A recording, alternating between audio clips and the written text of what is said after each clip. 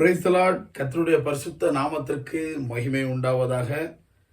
இன்னைக்கு அநேகருடைய வாழ்க்கையில பாத்தீங்கன்னா, அவங்க வாழ்க்கையில சாபத்தினால சில பிரச்சனைகள் அவங்க வாழ்க்கையில தீராம இருக்கும். பாருங்களேன், சில பேர்லாம் அழுது புலம்பிட்டு இருப்பாங்க, என் வாழ்க்கையில இந்த சாபம் மாறவே செய்யாதா, ஏன் என் வாழ்க்கையில இப்படி இந்த சாபம் இருக்குது, ஏன் நான் அழுதுகிட்டே தான் இருக்கணுமா, என் வாழ்க்கையில நான் துன்பத்தை மட்டும்தான் அனுபவிச்சுட்டே இருக்கணுமா, என் வாழ்க்கையில ஒரு சமாதானம் இருக்காதா, சந்தோஷம் இருக்காதா, இந்த பாவத்தின் கட்டுக்குள்ளே என் வாழ்க்கை இப்படி ஆயிடுச்சே அப்படின்னு சொல்லி ஒருவேளை நீங்க அழுதுட்டு இருக்கிறீங்களா?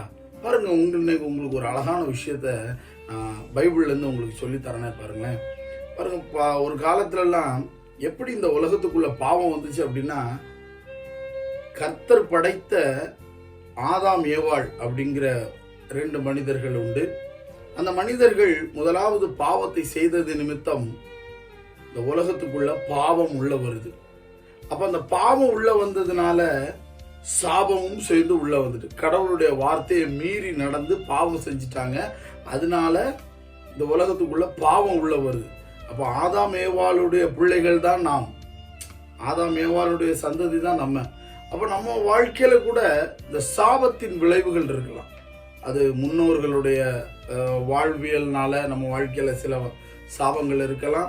அந்த மாதிரிப்பட்ட காரியங்கள், ஏன்னா பைபிள்ல சொல்லப்பட்டிருக்கு, சாபங்கள் தொடரும், பழைய ஏற்பாட்டின் காலங்களில் சொல்லப்பட்டிருக்கிறது. அப்ப பாருங்களேன், இப்ப இந்த சாபத்துல இருந்தாலும் எப்படிங்க விமோசனம் அடையணும்? கர்த்தர் ஆண்டவர் அதற்காக நமக்கு அவருடைய சொந்த குமாரனையே நமக்கு தந்தாரு. பாருங்களேன், பைபிள்ல ஒரு வசனம் பாருங்க, 1 யோவான் 1வது அதிகாரம் 7வது வசனத்துல, இயேசு கிறிஸ்துவின் ரத்தம் சகல பாவங்களையும் நீக்கி நம்மை சுத்திகரிக்கிறது. முதலாவது ஆண்டவர்கிட்ட போய், இயேசு கிறிஸ்துட்ட போய் பாவ மன்னிப்பை நாம் பெற்றுக்கொள்ள வேண்டும். ஏன்னா பாவத்தின் சம்பளம் மரணம் என்று வேதம் சொல்லுது. இன்னைக்கு இந்த உலகத்துல நடக்கக்கூடிய அழிவுகள், பிரச்சனைகளுக்கு காரணம் நம்ம கடவுள் கடவுள் கடவுள்னு சொல்லிட்டு இருக்கிறோம்ல. ஏன் இவ்வளவு பெரிய சாபம், நிலச்சரிவுகள், இவ்வளவு பெரிய பிரச்சனைகள், அங்கங்க உயிர்கள் எல்லாம் பாதிக்கப்படுகிற காரணம் என்ன தெரியுமா? நம்மளுடைய பாவங்களுக்காக மாத்திரம்தான். நம்ம தான் பாவம் செய்து இந்த தேசத்திற்கும் இந்த உலகத்திற்கும் அழிவை கொண்டு வந்து கொண்டிருக்கிறோம். அப்ப இந்த பாவத்துல இருந்து எப்படிங்க வெளியில வர முடியும்? இந்த சாபம் எப்படி மாறும்? இயேசு கிறிஸ்துவின் ரத்தத்தால் இந்த சாபத்தை மாற்ற வல்லமை உண்டு. அதான் கடவுள் தன்னுடைய சொந்த குமாரனையே நமக்காக தந்தார். அதுதான் இயேசு கிறிஸ்து. இயேசு கிறிஸ்து சிலுவையில் நமக்காக மரித்து 3வது நாள் உயிர் தெழுந்தார். கடைசி சொட்டு ரத்தம் வரைக்கும் சிந்தி மரித்தார். இதை ஒரு மனிதன் விசுவாசிக்கும் போது, முழுமையாக நம்பும் பொழுது, முழுசா அவனுடைய ஆத்மா, சரீரம், ஆவியோடு அவன் நம்பும் பொழுது அவன் அந்த பாவத்திலிருந்து விடுதலை அடைகிறான். அப்ப அந்த பாவத்திலிருந்து விடுதலை அடையும் போது என்ன ஆகுதுங்க? நம்ம மேல உள்ள அந்த பாவத்தின் சம்பளம் மரணம் என்கிற வார்த்தை அழிக்கப்படுகிறது. அழிக்கப்பட்டு அந்த பாவத்திற்குண்டான சம்பளம் நம்ம வாழ்க்கையில இல்லாம அதை இயேசு கிறிஸ்து சிலுவையில் தீர்த்து முடித்தார். இப்ப புரியுதா உங்களுக்கு? உங்க வாழ்க்கையில இனி சாபம் மாறணும்னு ஆசைப்படுறீங்களா? இயேசுவை உங்க இரட்சகராக ஏற்றுக்கொள்ளுங்க. உங்க இருதயத்துல அவருக்கு ஒரு இடத்தை கொடுங்க. உங்க வாழ்க்கையில உள்ள சாப கட்டுகள் எல்லாம் மாறும். ஹல்லேலூயா. ஏன்னா வேதம் தெளிவா சொல்லி இருக்குதுங்க. பாருங்க, கலாத்தியர் 3வது அதிகாரம் 13வது வசனத்துல, கிறிஸ்து நமக்காக சாபமானார் அப்படின்னா, நமக்கு கிடைக்க வேண்டிய பாவத்தின் தண்டனைகள், பாவத்தின் சாபங்கள், பாவத்தின் நோய்கள், பாவத்தின் வியாதிகள் எல்லாத்தையும் என்ன பண்ணிட்டாராம்? அவர் சிலுவையில் சுமந்து தீர்த்தார். நம்மளுடைய எல்லா கவலைகளையும், நிந்தைகளையும், அவமானங்களையும், எல்லா பிரச்சனைகளையும் அவர் சிலுவையில் சுமந்து தீர்த்து விட்டார். நம்ம அவரை இருதயத்தில் ஏற்றுக்கொண்டு, அவரை விசுவாசித்து, அவரை நித்தமும் தியானித்து வாழும் பொழுது நம்ம வாழ்க்கையில அந்த பாவத்துக்கு இனி இடம் கிடையாது. அந்த பாவத்தின் தன்மைகளுக்கு, அந்த பாவத்தின் விளைவுகளுக்கு நம்ம வாழ்க்கையில இனி இடம் கிடையாது. ஏன்னா நம்ம இயேசுவின் ரத்தத்தால சுத்திகரிக்கப்பட்டவர்கள். அந்த அனுபவத்துக்குள்ள வாங்கின உங்க வாழ்க்கையில் உள்ள பாவ சாபங்கள் எல்லாம் இயேசுவின் நாமத்தினாலே பறந்து போய்விடும். ஏன்னா அவர் தான் நமக்காக சிலுவையில எல்லாத்தையும் செய்து முடித்துட்டாரே. இன்னும் பைபிள் வேதத்துல அநேக காரியங்கள் சொல்லப்பட்டிருக்கு. பாவத்தின் தோஷத்தை நீக்கி போடுகிறார். அவரிடத்தில் இரக்கங்களும் மன்னிப்புகளும் உண்டு. தன்னிடத்தில் வருகிறவனை அவர் ஒருபோதும் புறம்பே தள்ளினவர் அல்ல. நீ எப்படி வேணாலும் வாவட்ட. நம்ம எவ்வளவு பெரிய அடிமத்தனத்திலையும், எவ்வளவு பெரிய பாவத்திலும் உளையான சேற்றிலும் எவ்வளவு பெரிய சாபத்திலும் இருந்தாலும் சரி, இயேசுவை நோக்கி ஒருவன் வருவானானால் அவன் விடுவிக்கப்படுகிறான். குமாரனை விசுவாசித்தால் மெய்யாகவே விடுதலையாவீர்கள்.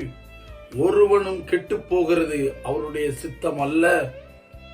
எல்லாரும் சுத்தமாகணுங்க, எல்லாரும் சந்தோஷத்தையும் சமாதானத்தையும் பெற வேண்டும் என்பதே கர்த்தருடைய சித்தமாக இருக்கிறது. சிலுவையில் இயேசு கிறிஸ்து சொல்றார், என்னுடைய சமாதானத்தை நான் உங்களுக்கு தருகிறேன், உலகம் கொடுக்கிற பிரகாரம் அல்ல. உலகம் கொடுக்கிற சமாதானம் ஒரு 5 நிமிஷம் சிற்றின்பம், அதனால ஒரு சமாதானம்.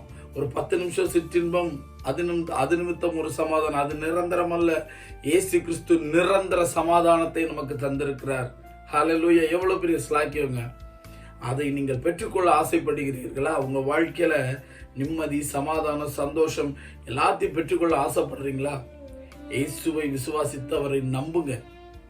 அவர் இந்த உலகத்துல செய்த எல்லாவற்றையும் நம்புங்க. நமக்காக சிலுவையில் மரித்து உயிர்த்தெழுந்தாருங்கிறத நம்புங்க. உறுதுணையா அவரை பிடிங்க. அவருடைய அன்பை புரிஞ்சு கொள்ளுங்க. உங்க வாழ்க்கையில் உள்ள சாபம் மாறும். அப்போ நம்ம பாவத்திலிருந்து விடுதலை அடைகிறோம். நம்ம பாவத்தை மன்னித்து அதிலிருந்து, அந்த பாவத்திலிருந்து ஒரு விடுதலையை தருகிறார். நம்ம பாவத்தை எங்க போடுறாராம்? கடலின் ஆழத்துல போடுறாராம். நம்ம பாவத்தை அவர் நினைக்கவே மாட்டாராங்க. மனுஷன் நம்ம செஞ்ச சின்ன சின்ன தப்பிதங்களை திருப்பி திருப்பி சொல்லி சொல்லி நம்மளை குற்றப்படுத்தி கொண்டே இருப்பான் இல்லையா? ஆனா நம்மை படைத்த கர்த்தராகிய இயேசு கிறிஸ்து அப்படி இல்லை. நம்ம பாவத்தை அறிக்கையிடும் பொழுது அந்த பாவத்தை கடலின் ஆழத்துல போட்டுறாரு. அது திருப்பி வர முடியாத அளவுக்கு அதை ஒரு ஆழத்துல போட்டுறாரு. நம்ம திருப்பி அதுக்குள்ள போகாம இருக்கணுங்க. அதுக்குதான் கர்த்தர் நம்மோடு கூட இருக்கிறார். நம்ம அவரோடு கூட நிலைத்திருந்தால் அவருக்கு சீஷனா இருப்போம். நம்ம வாழ்க்கையில சாபத்திற்கு இடம் கிடையாது, பாவத்திற்கு இடம் கிடையாது. ஒரு சந்தோஷமான நித்திய ஜீவனை நோக்கிய வாழ்க்கை.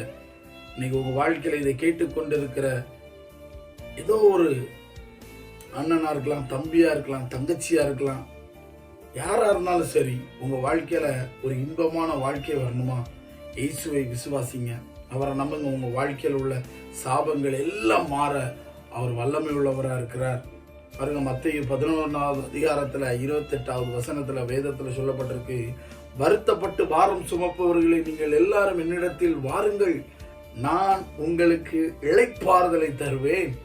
எவ்வளவு அழகா சொன்னார் பாத்தீங்களா? இல்ல ஒரு நாள் ஒருவேளை சாபத்தால வருத்தப்பட்டு இருக்கிறீங்களா? ஆண்டவர் என்ன சொல்றாரு?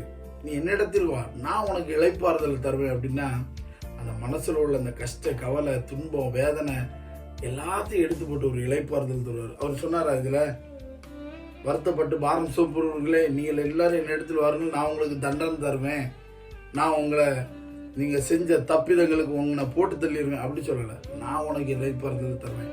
என்கிட்ட மன்னிப்பு உண்டு, என்கிட்ட இரக்கங்கள் உண்டு. மனுஷகுமாரனுக்கு பாவங்களை மன்னிக்கிற அதிகாரம் இருக்கிறது. அவர்கிட்ட நீங்க பாவ மன்னிப்பு கேட்டீங்கன்னா உங்க பாவத்தை மன்னித்து அந்த பாவத்துக்குண்டான தண்டனைகளை எடுத்து போட்டு அந்த பாவத்தின் சாபத்தை இயேசு கிறிஸ்து மாற்ற வல்லமை உள்ளவரா இருக்கிறார். வேதத்துல ஒரு விபச்சாரியான ஒரு ஸ்திரிய கைகளவுமா பிடிச்சு, ஒரு ப்ராஸ்டியூஷன்ல கைகளவுமா பிடிச்சு அவளை கொல்றதுக்கு கொண்டு போயிட்டு இருக்கிறாங்க. அப்ப இவ்வளவு நாள் அவ செய்த பாவத்துக்கு தண்டனைக்கு நேரா போயிட்டு இருக்கிறா, ஒரு சாபத்துக்கு நேரா போயிட்டு இருக்கிறா.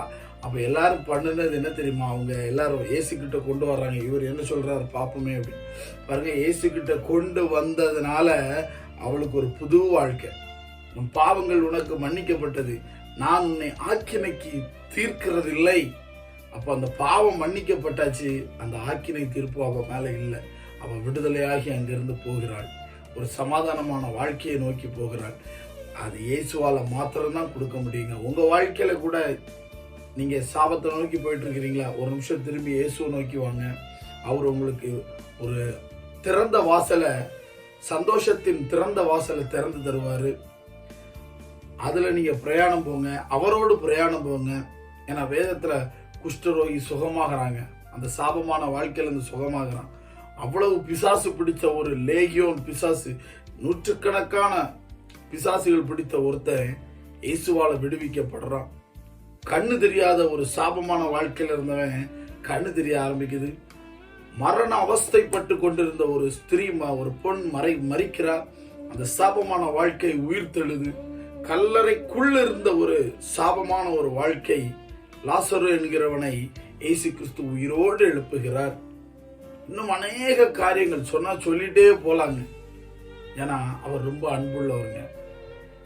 அவர்கிட்ட வரும் பொழுது அவர் ஒருவனையும் வெறுமையாக திரும்புகிறவர் அல்ல. உங்க படகை அவர் நிரப்புவார். சந்தோஷத்தால சமாதானத்தால நிரப்பி உங்களுக்கு சமாதானத்தோடு உங்களை வழிநடத்த வல்லவரா இருக்கிறார். உங்க வாழ்க்கையில இன்னைக்கு நீங்க சாபத்தோடு வாழ்ந்து கொண்டு கண்ணீரோடு இருக்கிறீங்களா? என் அருமை தேவ ஜனமே, நான் மறுபடியும் சொல்றேன், இயேசுவை ஏற்றுக்கொள்ளுங்க, மனசார ஏற்றுக்கொள்ளுங்க, நம்பிக்கையா இருங்க அவர் மேல. அவர் உங்க வாழ்க்கையில உள்ள எல்லாவற்றிலையும் உங்களுக்கு பிடிக்காத காரியம் எல்லாத்தையும் இயேசுவின் நாமத்தினால அவர் எடுத்து போடுவார். ஒரு சந்தோஷமான வாழ்க்கையை அவர் தர வல்லவரா இருக்கிறார். தொடர்ந்து அவரை தேடுங்க. தேடுகிறவன் கண்டடைகிறான் என்று வேதம் சொல்லுது. அதாவது உலகத்துல ஒரு பொருளை நம்ம தொலைச்சிட்டோம் அப்படின்னா நம்ம போய் தேடி ரொம்ப கஷ்டப்படணும். இங்க அப்படி இல்லைங்க. இயேசுவை ஒருவன் தேடுவானால் அது உங்க வீட்லயா இருக்கலாம், உங்க வேலையிலயா இருக்கலாம், ஒருவேளை காலேஜ்லயா இருக்கலாம், இல்ல ஸ்கூல்லயா இருக்கலாம், இல்ல எந்த இடத்துல இருந்தாலும் சரி, நீங்க இயேசுவை தேடும் பொழுது அவர் உங்களை கண்டடைகிறார். ஹல்லேலூயா. இந்த ஸ்லாக்கியம் நமக்கு மாத்திரம்தான், இயேசுவை தேடுகிறவர்களுக்கு மாத்திரம்தான். நீங்க தேடும் போது இயேசுவே என் உள்ளத்துக்குள்ள வாங்கப்பா, என் பாவத்தை மன்னிங்கப்பா, என் சாபத்தெல்லாம் எடுத்து போடுங்கப்பான்னு சொன்னீங்கன்னு வைங்க, அந்த நிமிடமே அவர் உங்க இருதயத்துல வருவார்.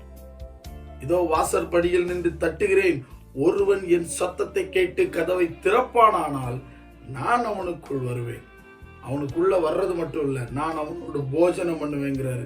அவனும் என்னோடு போஜனம் பண்ணுவான். அவர் கூட ஒரு சமாதானத்துல நீங்க வந்துட்டீங்கன்னா நீங்க அவர் கூட இருந்து ஒரு சமாதான வாழ்க்கையை ஆரம்பிக்க முடியும். ஹல்லேலூயா. அது இன்னைக்கு ஆரம்பிங்க. உங்களுக்காக நான் ஜெபம் பண்றேன். ஸ்தோத்திரிக்கிறோம் ஆண்டவரே, உம்மை துதிக்கிறோம் அப்பா ராஜா. கிருபை நிறைந்த இரக்கமுள்ள தேவனே அப்பா, இந்த வீடியோவை இந்த காணொலியை ஒருவேளை நிறைய பேர் கேட்டுட்டு இருக்கிறாங்கப்பா. அப்பா, அவங்களுடைய வாழ்க்கையில ஒருவேளை சாபத்தின் வல்லமை இருக்குமானால் என் தேவனே அவர்களுக்கு ஒரு பாவ விடுதலை கொடுத்து அவர்களுக்கு அந்த சாபத்தை எடுத்து போட வேண்டும் என்று ஜெபிக்கிறோம் அப்பா தகப்பனே. ஒருவேளை சரீரத்தில் உள்ள வியாதிகளா இருக்கலாம், இல்லை கடன்பாரங்களா இருக்கலாம், நிம்மதி இல்லாத சூழ்நிலையா இருக்கலாம், சமாதானம் இல்லாத சூழ்நிலையா இருக்கலாம், ஒருவேளை வேலை கிடைக்காத சூழ்நிலையா இருக்கலாம், கல்யாணம் ஆகாத சூழ்நிலையா இருக்கலாம், எந்த சூழ்நிலையா இருந்தாலும் சரி ஆண்டவரே அப்பா, இப்பொழுதே அவர்கள் உம்மை ஏற்றுக்கொள்ளும் பொழுது, இருதயத்தில் உம்மை விசுவாசிக்கும் போது அந்த பாவத்தின் வல்லமை இயேசுவின் நாமத்தினாலே அது வெளியேறி போக நான் ஜெபிக்கிறேன் அப்பா. தொடர்ந்து அவர்களை பலப்படுத்துங்க, கிருபையாய் கூட இருந்து வழி நடத்துங்க. இயேசு கிறிஸ்துவின் மூலம் ஜெபம் கேளும் பரலோக பிதாவே. ஆமேன், ஆமேன், ஆமேன்.